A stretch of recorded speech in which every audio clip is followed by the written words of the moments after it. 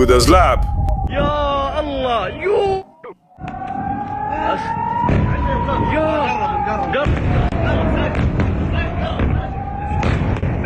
Rahune.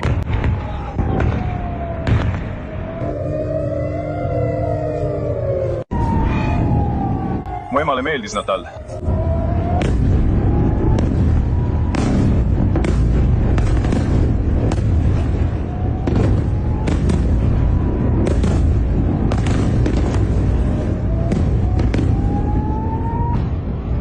Okei, sõbrad, peame püsti tõusma. Need tulevad meile siin lähemale. Need tulevad ainult meie poole. Me peame lihtsalt sisse minema. Peame minema. Lähme. Lähme.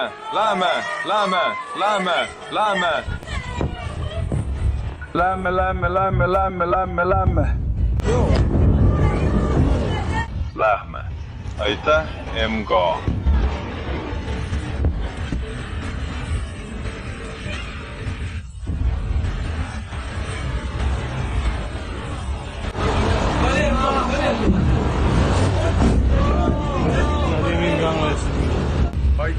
Aitäh.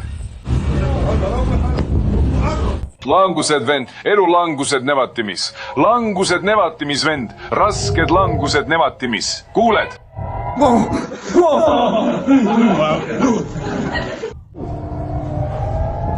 Nevatimi rünnakud on tugevad.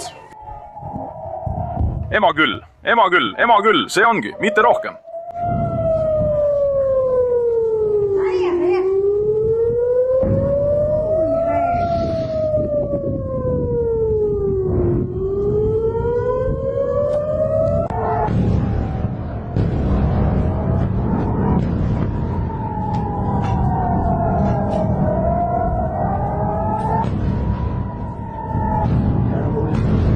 Ja Kornofele. Telege.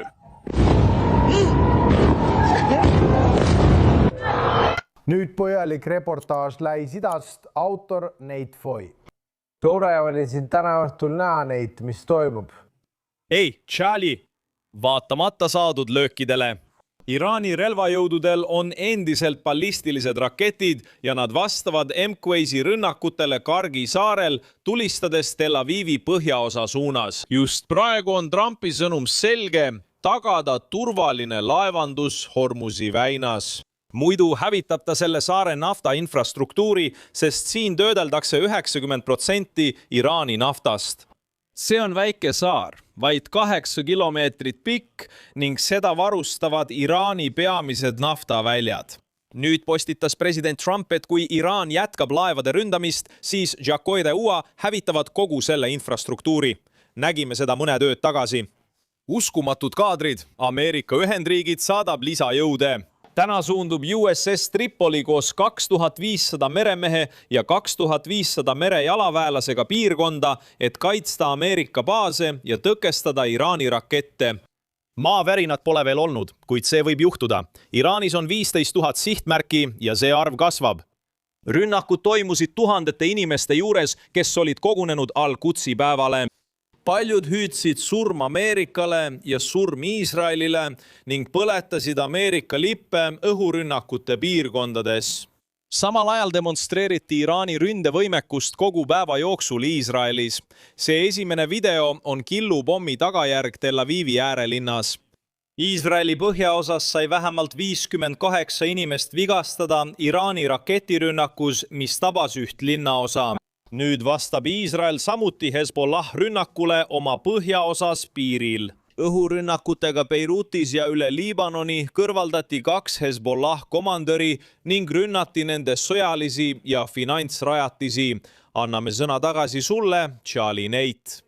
Kas meil on ametlik juhis, kui kaua USS Tripoli sihtkohta jõudmine aega võtab? See jõuab siia järgmise 1 või 2 nädala jooksul, seega maksimaalselt 2 nädala pärast. Need jõud toetavad juba kohal olevaid vägesid, kes on Iraani rakettide ja droonide rünnakute ohvrid.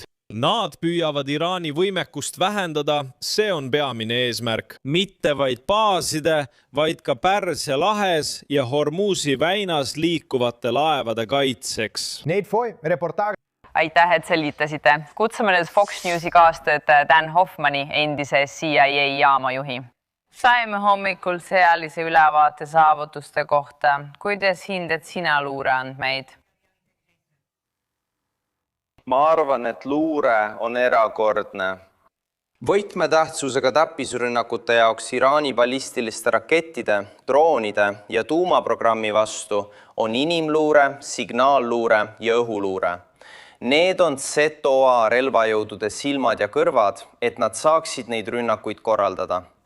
Nüüd peab CIA direktor Radcliffe aru andma Iraani režiimi sisemisest dünaamikast. Me pole uut ülemjuhti veel näinud. Kaheldakse, kas ta on Iraani revolutsioonilise kaardiväe jaoks vaid sümboolne. Iraani kavatsused on nüüd kriitilised. Sekretär Hegseti jaoks on nende mõistmine Hormuzi väinas ja kaugemal eluliselt tähtis. Kui jätkame sõjapingutust. Kas sa saad rääkida veidi rohkem ajatollast, sest nagu sa ütlesid, pole tegelikult tõendeid tema elusoleku kohta. President Trump kommenteeris seda. Ta oli saates koos Kilmiriga, vaata siit. Lõpuks Kuulsime ülemjuhilt avalduses. aga me ei näe teda. Öeldakse, et just tema oli see, kes kirjutas selle kõne. Kõigepealt, Kas sa arvad, et ta elab? Ma arvan, et jah. ta peab olema traumeeritud. Aga ilmselt on ta siiski elus. Kui sul see teave on, siis milline on olukord Iraanis ja kuidas töötab sealne luureteenistus? Jah, usun, et Trumpi turvatiim esitab palju küsimusi meie luurekogukonnale. Uus ajatolla Mojtaba Khamenei on täielikult ametis. Luureteenistus on see, mis muutub luureks. Rakendab Iraani poliitikat ja juhib revolutsioonikaarti samamoodi nagu tema isa tegi. Või on see vastupidi? Need on minu arvates Iraani režiimi jaoks äärmiselt olulised küsimused. Nüüd on tegemist ellujäämisega. Ma ei usu, et neid huvitab, kui me pommitame riigi maatasa, kui nad suudavad tekitada valu läänes ja Tsevas, tõsta nafta hinda ning rünnata sihtmärke nagu rafineerimistehas Bahreinis ja jäävad ise ellu. Nad peavad sõda edukaks, sest see võimaldaks neil relvastuda ja taastuda. Ja see sunnib Sevad tegema seda, mida Iisrael nimetab muru niitmiseks, kui Iraan üritab oma raketi või tuumaprogrammi taas alustada. Olgu, küsin selle kohta, luurekogukond saab seda uuesti avada või selgemaks teha. Tean, et kindral Kim ütles, et mõned laevad liiguvad Hormuzi väinas, kuid see on sisuliselt suletud. Kuidas saab luure aidata sõjaväel väine taas avada? Me saame jätkata rünnakuid Iraani vastu ja takistada neil miinide paigaldamist, et hoida Iraani Hormuzi väinast eemal. See on väga raske teha, aga luure toetab seda protsessi. Kui minevik on proloogiks, siis peaks CIA pidama, kui võimalik, salajasi arutelusid paralleelsete kanalite kaudu Iraani ametivõimudega. Me ei tea, kui palju see pärilik järglus, millele Iraan on alati vastu olnud, võis Iraani julgeolekusektoreid lõhestada. Kas saaksime seda kasutada rivaalitsevate fraktsioonide lõhestamiseks ja hiljem kokkuleppeks? Iraanil võib olla lootus sanktsioonide leevendamiseks, kui ta loobub jõu, agressiooni ja terrorismi näitamisest välismaal. Dan Hoffman, räägime nädalavahetusel, aitäh!